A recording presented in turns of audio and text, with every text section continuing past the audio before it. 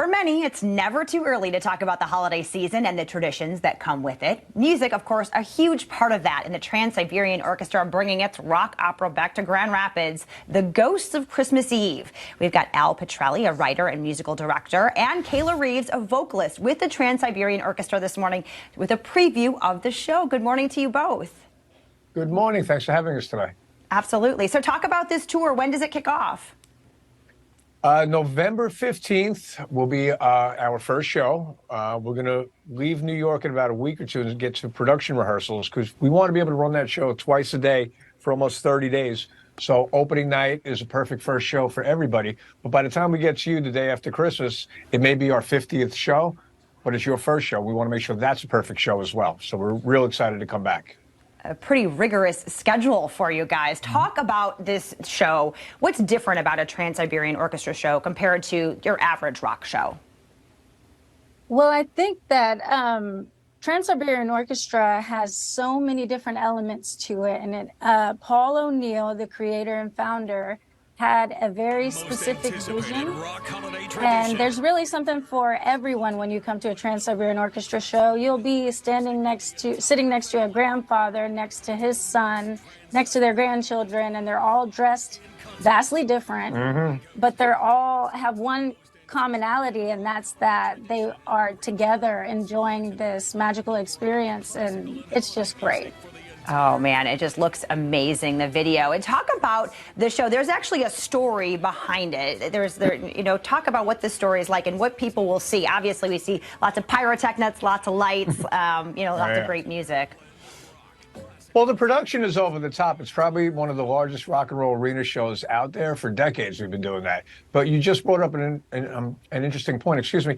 The story, which is really the centerpiece of the whole thing, written by Paul O'Neill almost 30 years ago, it has been adopted by folks in your community and other communities as part of their holiday tradition. Like when I was a kid, if I watched a Charlie Brown's Christmas or It's a Wonderful Life, this has become that for so many people, Kayla and myself included. And a lot of the folks in the audience just look forward to the familiarity of that very familiar holiday classic now. But everything in the front and the back of the show will be completely different. So we try to keep everybody on their heels as much as possible. Love it. Love it. And you guys also have a really big charitable component. Talk about that and the fundraising that you do.